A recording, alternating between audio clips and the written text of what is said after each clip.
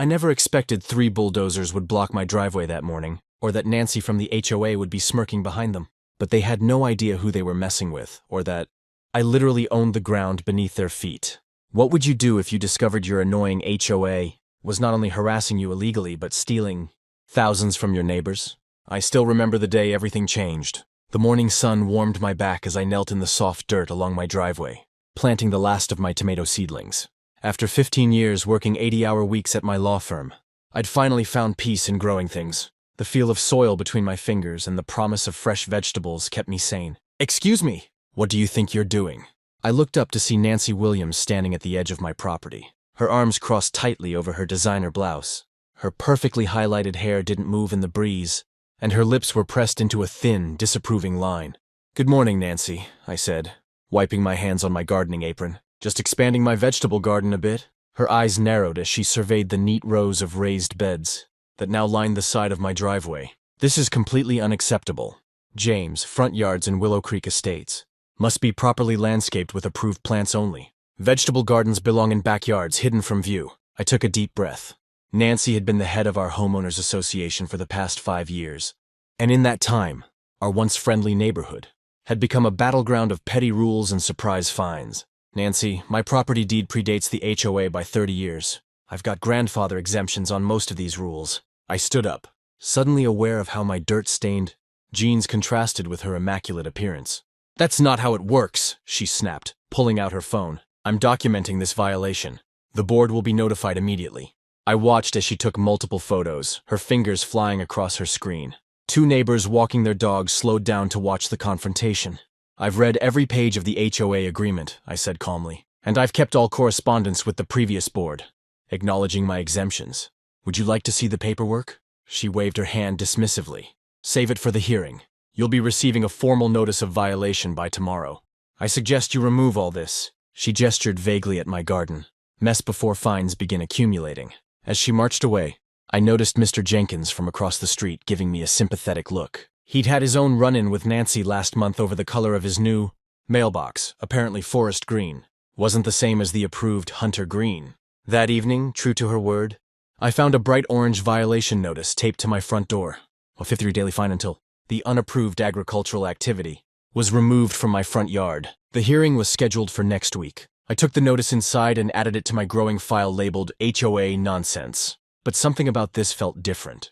More targeted. More personal. My phone rang. It was Eleanor Ramos, the sweet elderly woman who'd lived down the street since before the development even had a name.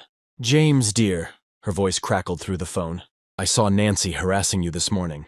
You're not the first, you know. Last month she had the board fine. The Thompsons $500 because their daughter's wheelchair ramp didn't match the architectural aesthetic of the neighborhood." My blood boiled. "That can't be legal." "It wasn't," Eleanor confirmed. "But the Thompsons couldn't afford to fight it. They paid the fine and painted the ramp. Nancy's been getting bolder since her friend Robert became the HOA's lawyer." I thanked Eleanor for the information and hung up. Sleep didn't come easily that night. The next morning, I decided to do some research before heading to work. My family had owned much of this land before selling to developers in the 1970s. I remembered my father saying something about retaining certain rights, but I'd never paid much attention. I was digging through old boxes in my attic when I heard engines outside. Heavy engines. Rushing to my front window, I froze at what I saw. 3 massive bulldozers were now parked across my driveway, completely blocking my car. Nancy stood beside them in a crisp pantsuit, accompanied by a tall man in an expensive suit I didn't recognize. A small crowd of neighbors had gathered on the sidewalk, watching with wide eyes. My heart pounded as I grabbed my phone and the folder of HOA documents. Whatever game Nancy was playing, she had just made a serious mistake. As I stepped onto my front porch, Nancy's face lit up with a triumphant smile that sent chills down my spine. The bulldozer operators sat idling their engines, waiting for instructions. "James Anderson," Nancy called out, loud enough for everyone to hear. "The board held an emergency meeting last night. Your violations are so severe that immediate action has been authorized." The man beside her stepped forward. "I'm Robert Taylor, legal counsel for Willow Creek Estates HOA. These," he gestured to my garden beds, "unauthorized structures are being removed under Section 8.3 of the bylaws. Immediate. Remedy for public nuisance." My neighbors watched in stunned silence. Mrs. Patel covered her mouth in shock. The Henderson kids stopped their bikes to stare. I walked calmly down my front steps, my mind racing through options.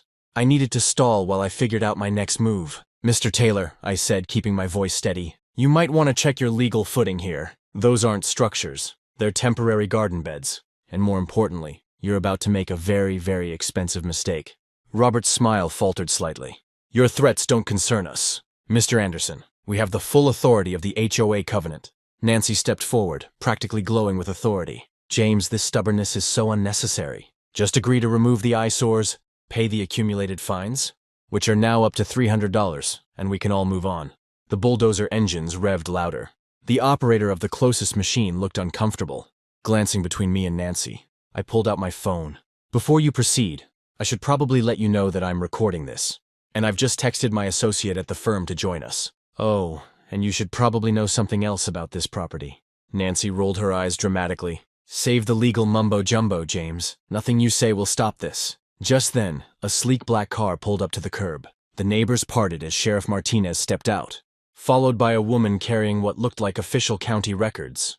Nancy's face showed confusion, then concern. "What's going on? We don't need law enforcement for a simple HOA matter." I smiled for the first time that morning. "Nancy, I don't think you understand exactly whose driveway you've blocked, and you definitely don't know whose land your bulldozers are parked on right now." The county clerk, Ms. Abernathy, struggled with the weight of the large property maps as she spread them across the hood of the sheriff's car. Neighbors inched closer, murmuring among themselves. The bulldozer operators had cut their engines, clearly sensing the shift in power. "These are the original survey maps from 1973, Ms. Abernathy explained, pointing to the yellowed documents. "And this is the property sale agreement between the Anderson family and Willow Creek Development Corporation." Nancy pushed forward, her confidence visibly wavering. "This is ridiculous. Whatever ancient paperwork you've dug up can't override our HOA authority." Sheriff Martinez cleared his throat. "Ma'am, I'd suggest you listen carefully to what Ms. Abernathy is about to explain." The county clerk adjusted her glasses. "According to these records, when the Anderson family sold this land for development, they retained specific rights. First, the mineral rights beneath the entire 200-acre development." Her finger traced the boundaries that encompassed our entire neighborhood. "Second, all utility easements running under the main roads. And third, most importantly, explicit exemptions from any future homeowners associations for the 5 properties they kept for family members." I stepped forward, my house being one of those 5 properties. Robert Taylor frantically flipped through papers in his briefcase. "That's impossible. The HOA covenant applies to all properties within the development. There's no mention of exemptions." Ms. Abernathy smiled patiently. "That's because your HOA was formed in 1995. Mr. Taylor, these agreements were registered with the county in 1973. Your covenant cannot override pre-existing legal arrangements." Nancy's face had turned an alarming shade of red. "This is some kind of trick. Even if James's house has some special status, he still can't violate basic community standards." "Actually," Sheriff Martinez interjected, "according to county law, he can do whatever he wants with his property as long as it doesn't violate county zoning regulations, and vegetable gardens are perfectly legal in residential zones." The crowd had grown larger. I noticed Mr. Jenkins recording everything on his phone. Mrs. Patel was translating the situation to her elderly father in hushed tones. Nancy turned to the bulldozer operators. "This changes nothing. Proceed with removal as planned." The lead operator shook his head. "Sorry, ma'am. I'm not risking my license on disputed property. Not without a court order." "I'll get one," Nancy snapped. "Today?" I stepped closer to Nancy and Robert, lowering my voice. "There's something else you should know. Those bulldozers are currently parked on an easement that, according to these documents, belongs to me. That's trespassing on private property. And since you brought them here with clear intent to damage my property, I let the implication hang in the air." Robert grabbed Nancy's arm, whispering urgently in her ear. Her eyes widened with something that looked like fear. "Sheriff," I said calmly, "I'd like to file a report for attempted property damage and trespassing." Sheriff Martinez nodded. "We can take care of that right now." "This is outrageous!" Nancy exploded. "The HOA has governed this neighborhood for decades. You can't just suddenly claim special privileges." "It's not sudden, Nancy," came a frail voice from the crowd. Eleanor Ramos made her way forward, leaning heavily on her cane. "Some of us have known about the Anderson exemptions all along. The old board respected them. But when you took over," Nancy glared at Eleanor. "Stay out of this!" "Your Christmas decorations violation hearing is next week. Or have you forgotten?" Several neighbors gasped at Nancy's open threat to the beloved 82-year-old widow. Eleanor smiled sweetly. Oh, I haven't forgotten anything, dear. In fact, my memory is quite excellent. I remember when your husband built that shed 2 feet over the Johnson property line. And when you had Robert here dismiss the violation because, what was it again? Administrative discretion? The crowd began to murmur more loudly. Nancy's face flushed, deeper as she looked around at the growing number of hostile faces. Robert Taylor checked his watch nervously. Nancy, we should continue this discussion in private. Perhaps we could schedule a proper hearing. There will be no hearing, I interrupted. My property is exempt from your authority. Those bulldozers need to be removed from my easement immediately, or I'll add additional charges to my complaint. Sheriff Martinez stepped forward. Folks, let's keep things civil. Ms. Williams, Mr. Taylor, I suggest you direct these operators to remove their equipment. Mr. Anderson, if you'd like to file that report, we can do so once the area is cleared. Nancy looked around desperately, realizing she was losing control of the situation and her audience. The neighbors who had once feared her now watched with open curiosity and satisfaction. This isn't over, she hissed at me. Not by a long shot. As the bulldozers began backing away from my driveway, Eleanor touched my arm gently. James, dear, there's something important you should know. It's about the HOA financial records. What about them? I asked quietly. Eleanor glanced around cautiously. Not here. Too many ears. Come by my house this evening. Bring those old property documents. I think we've only scratched the surface of what Nancy has been up to. As Nancy and Robert retreated to their waiting car, I noticed something I hadn't seen before.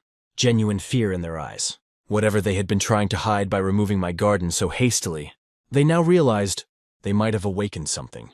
Much more dangerous than a simple property dispute. The last bulldozer rumbled away, leaving my tomato plants untouched. Sheriff Martinez approached with his citation book. Want to file that report now? I watched Nancy's car speed away. Absolutely. And Sheriff, you might want to contact the county prosecutor. I have a feeling this is going to involve more than just trespassing. Charges before we're done. Eleanor squeezed my hand. 7 o'clock tonight, she whispered. And James, bring a calculator. You'll need it when you see what I've found. The neighbors began to disperse, many stopping to examine my garden beds with new interest. Whatever Nancy had intended, she had inadvertently turned my modest vegetable garden into a symbol of resistance. I had simply wanted to grow tomatoes in peace. Now, I was about to uncover something that would change our entire community forever. Blood rushed to my face as the bulldozer's engines roared in front of my house. My neighbors peeked through their curtains, watching the drama unfold. I needed to act fast. With shaking hands, I called the one person who could help me right now. County Clerk's office, this is Martha speaking. Martha, it's James Anderson. Remember those old land deeds we discussed last month? I need them at my house immediately. It's an emergency. Nancy strutted around my front yard like she owned it, pointing at my garden beds and gesturing wildly to the bulldozer operators. The taller man in the suit, Robert, kept nodding and checking something on his clipboard. You have exactly 30 minutes to say goodbye to your little farm, Nancy called out, her voice dripping with fake sweetness. Maybe next time you'll learn to follow the rules like everyone else. I stood my ground. I suggest you don't touch anything until Martha arrives. Who's Martha? Nancy snapped, her smile faltering slightly. You'll see. The next 20 minutes were excruciating. The neighbors had started to gather across the street, whispering among themselves. Some looked sympathetic, others seemed to enjoy the show. I noticed Mrs. Jenkins from across the street filming everything on her phone.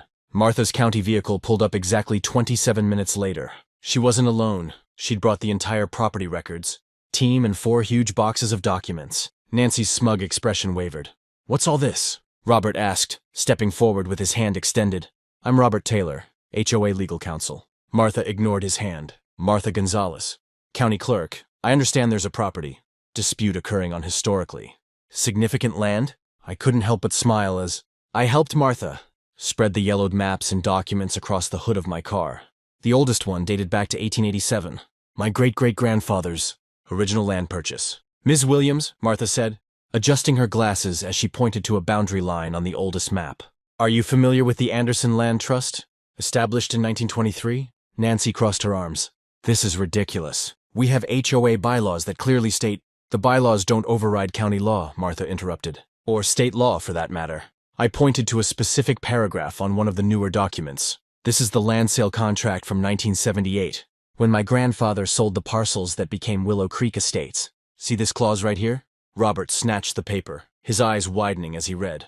It states that while the surface land was sold for development, the Anderson family retained all mineral rights and utility easements, Martha explained. Additionally, the original homestead, Mr. Anderson's current property is exempt from any future neighborhood covenants. That's impossible, Nancy sputtered, her face turning an alarming shade of red. Remember that special infrastructure fee everyone in Willow Creek pays to the county each year? I asked quietly. That money goes to my family trust as payment for using the utility easements we still legally own. The bulldozer operators exchanged nervous glances. One of them turned off his engine. Those bulldozers, I continued, pointing to the massive machines blocking my driveway, are currently parked directly above my legal utility easement. That's trespassing on my property. Nancy lunged toward the documents. Let me see that! This has to be some kind of trick. At that moment, a police cruiser pulled up, lights flashing. Sheriff Martinez stepped out, looking grim. He nodded to me before turning to Nancy. Ms. Williams, I've received reports of attempted property destruction and trespassing at this address. This is HOA business, Nancy hissed. The police have no jurisdiction over. Actually, Sheriff Martinez said, pulling out his citation book. When Mr. Anderson's grandfather sold this land, he included a special provision that all disputes would fall under county jurisdiction, not private HOA arbitration. Robert's professional demeanor crumbled. Nancy, we need to stop this now, if what they're saying is true. It can't be true, Nancy shouted, but I could see the fear in her eyes. The growing crowd of neighbors gasped as another car pulled up behind the sheriff's vehicle. Mrs. Jenkins was live streaming everything now, her phone held high. James? Nancy's voice had suddenly turned sugary sweet as she used my first name. Surely we can discuss this reasonably. Sheriff Martinez approached, citation book open. I'm going to need those bulldozers moved immediately. The operators were already climbing back into their machines, eager to distance themselves from this mess. But what happened next left everyone speechless. The back door of the car behind the sheriff opened, and a familiar figure stepped out. Someone nobody expected to see. Someone who would change everything about this fight. Stop those machines right now! The voice that rang out belonged to Eleanor Ramos, the 83-year-old widow who lived 3 doors down. She leaned heavily on her cane as she made her way toward us, but her eyes were fierce. Nancy rolled her eyes. Eleanor, go back home. This doesn't concern you? Doesn't concern me? Eleanor's laugh was sharp. When you threatened to fine me, $500 for my Christmas lights last December, you made it my concern. I hadn't seen much of Eleanor since I'd helped her with some paperwork after her husband died last winter. She'd been a quiet neighbor, mostly keeping to herself. Mrs. Ramos, Sheriff Martinez said gently. Perhaps you should. I'm exactly where I need to be. Eleanor cut him off. She turned to me. James, show them the map from 1978. I blinked in surprise, but quickly found the document she wanted. Eleanor pointed a gnarled finger at a section of Willow Creek Estates. See these 12 properties? Mine included. We were all part of the original purchase agreement. James isn't the only one with exemptions from HOA oversight. Martha leaned in, adjusting her glasses. She's right. The original homesteads all carry the same protections. Nancy's face contorted.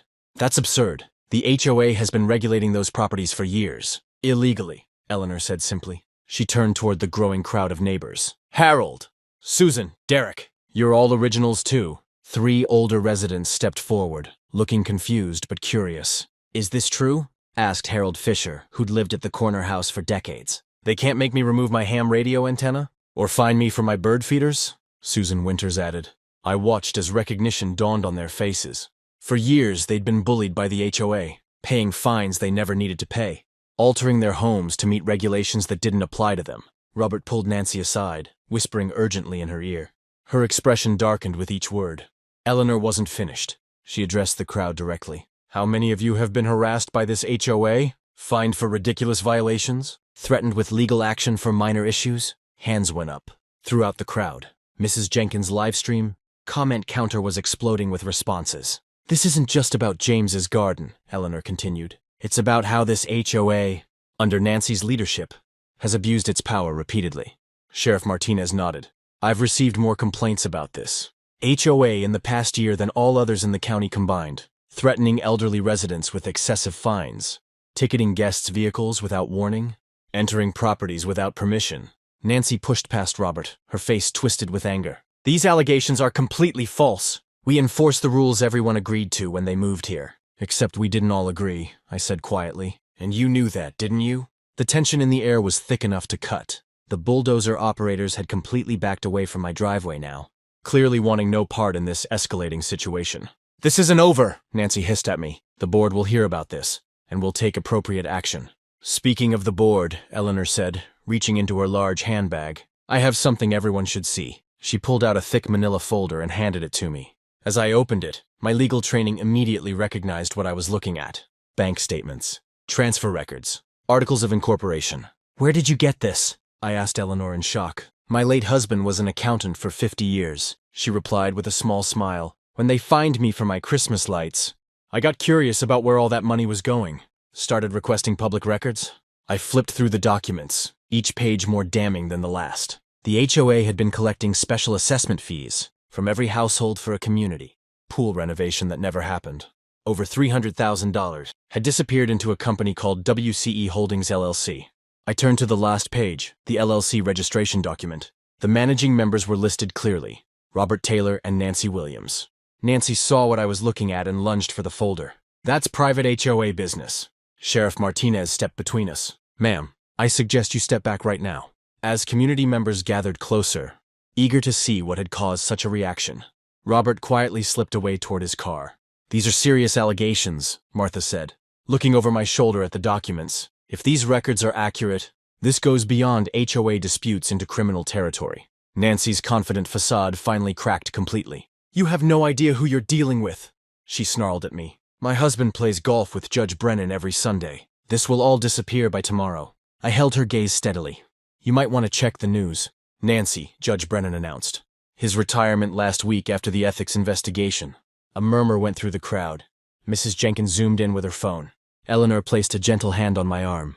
"There's more," she whispered. "So much more." As the sheriff began taking statements from neighbors about HOA abuses, I wondered just how deep this corruption went, and who else might be involved. Whatever happened next would change our community forever. My hands trembled as I opened Eleanor's folder. Inside were bank statements with bright yellow sticky notes marking strange numbers. The HOA had been taking extra money, $300 a month from each house, for a pool renovation. But the pool looked exactly the same as it had 3 years ago. "Over $300,000 missing," I whispered, running my finger down the column of numbers. "Where did all this money go?" Eleanor leaned closer. "Keep turning pages, James." The next paper showed money moving to a business called Williams Taylor Consulting. I looked up at Eleanor, my mouth hanging open. "Nancy Williams and Robert Taylor," she said, her voice barely audible. "They've been taking our money for years." "How did you find this?" I asked, still shocked at what I was seeing. Eleanor's eyes sparkled with a mix of sadness and pride. "My Frank was an accountant for 42 years before he passed. He taught me how to read these statements.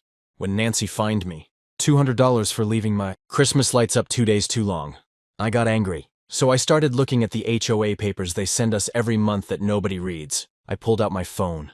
"We need to tell everyone right now." "Wait," Eleanor said, placing her hand on mine. "There's more. Look at the last page." The final document showed that Nancy and Robert had plans to use the HOA rules to force 5 elderly homeowners to sell their houses at below-market prices.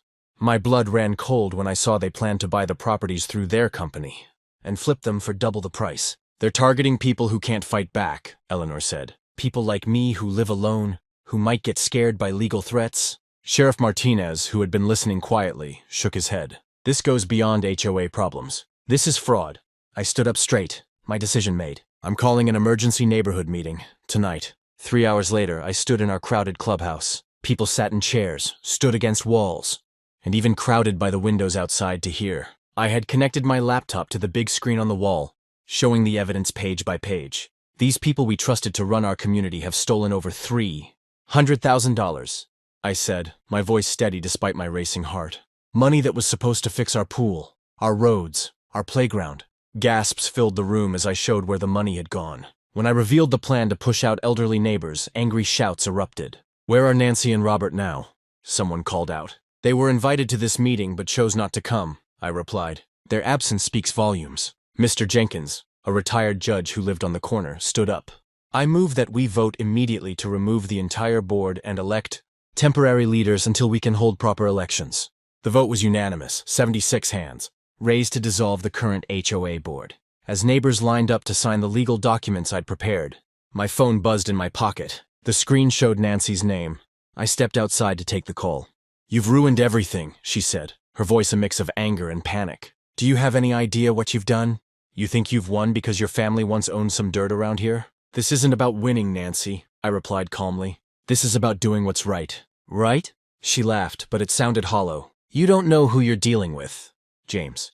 Your precious little garden is just the beginning of what I can take from you. Before I could respond, the line went dead. I stood in the cool evening air, wondering what she meant. What could she possibly do now that the whole neighborhood knew the truth? Back inside, people were already forming committees. One to audit all HOA finances, another to review and simplify the community rules. Eleanor sat at a table, surrounded by neighbors hanging on her every word as she explained how she uncovered the scheme. My phone buzzed with a text from an unknown number. Check your security cameras now. I pulled up the app showing the video feed from my house. What I saw made my stomach drop. 2 figures in dark clothing were at my front yard. Even in the dim light, I could make out Nancy's blonde hair and Robert's tall frame. They were pulling up my garden plants and throwing them across the lawn. I showed Sheriff Martinez, who immediately called for a patrol car to head to my house. But as we watched, Nancy looked directly at the camera, smiled, and made a slashing motion across her throat before they both got into a car and sped away. As people crowded around to see my phone screen, another text came through. This is just the beginning. By the time I'm done, you'll wish you never planted a single seed. Can you arrest them for this? I asked the sheriff. Trespassing, vandalism, and with these threats, possibly more. He nodded. But James, be careful. People who feel cornered can be dangerous. Eleanor put her frail hand on my arm. You're not alone anymore. None of us are.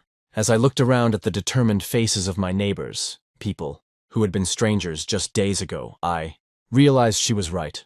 Nancy and Robert had the money and had held the power for years. But we had something stronger, the truth and each other. My phone buzzed again. Another text, this time with a photo attachment. I opened it and felt the blood drain from my face. It was a picture of old documents, the very ones that proved my property's exemptions. Across the image, someone had written in red, "Originals burn so easily." I woke to the sound of breaking glass. Racing downstairs, I found my kitchen window smashed and my garden completely destroyed. My security camera caught Nancy and Robert ripping up my plants at 3 a.m. I texted Eleanor immediately. Within an hour, 5 news vans parked outside my house. The reporter asked, "Is it true the HOA president destroyed your property after you exposed her theft?" By noon, 30 neighbors showed up with plants and shovels. "We're with you," said Mrs. Jenkins, who I barely knew. "Nancy tried to fine me $500 for my bird feeder last month." Sheriff Martinez arrived with papers in hand. "Nancy and Robert have been arrested. The county found $300,000 missing from HOA accounts." The neighbors voted that day to create a new friendly neighbors group instead of an HOA. We wrote fair rules together that let people garden and be themselves. 2 months later, we held a huge block party in what used to be Nancy's yard. Her house was sold after she went to jail, and the new family loved our community garden idea. "You changed everything," Eleanor said, handing me the first tomato of the season. I smiled. I never wanted to own the county.